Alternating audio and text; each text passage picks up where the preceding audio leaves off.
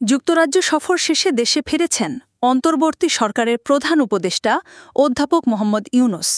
সফরের সময় তিনি ব্রিটিশ সরকারের ঊর্ধ্বতন ব্যক্তিদের সঙ্গে বৈঠক করলেও নতুন ব্রিটিশ প্রধানমন্ত্রী স্যার কিয়ার স্টারমারের সঙ্গে তার কোনো সাক্ষাৎ হয়নি।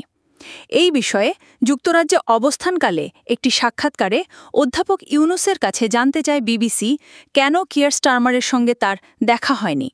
উত্তরে ইউনূস বলেন, কিয়ার স্টারমারের সঙ্গে বৈঠক হলে আমরা খুশি হতাম, কিন্তু এখন তিনি ব্যস্ত সময় পার করছেন। তবে এটি আমার জন্য একটি দারুণ সুযোগ এনে দিয়েছে।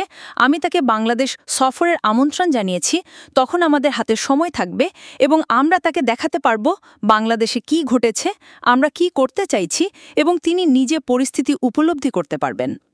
সাক্ষাৎকারে উপস্থাপক উল্লেখ করেন, যুক্তরাজ্যে প্রায় 10 লক্ষ বাংলাদেশে বাস করেন এবং অধ্যাপক ইউনূস ও কিয়ার স্টারমার উভয়ে নিজ নিজ দেশের রাজনৈতিক প্রেক্ষাপটে গুরুত্বপূর্ণ ব্যক্তিত্ব।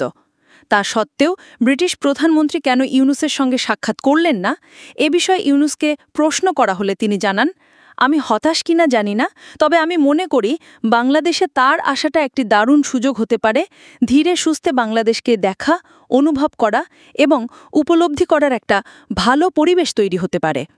এ সময় উপস্থাপক জানতে চান, ডাউনিং স্ট্রিট অর্থাৎ ব্রিটিশ প্রধানমন্ত্রীর কার্যালয় থেকে এই সাক্ষাৎ না হওয়ার বিষয়ে কোনো ব্যাখ্যা দেওয়া হয়েছে কিনা।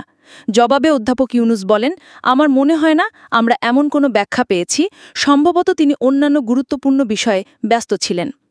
অধ্যাপক ইউনূসের এই সফর ঘিরে নানা মহলে আগ্রহ ছিল, তবে ব্রিটিশ প্রধানমন্ত্রীর সঙ্গে সাক্ষাৎ না হওয়াকে অনেকেই কূটনৈতিকভাবে তাৎপর্যপূর্ণ বলে মনে করছেন।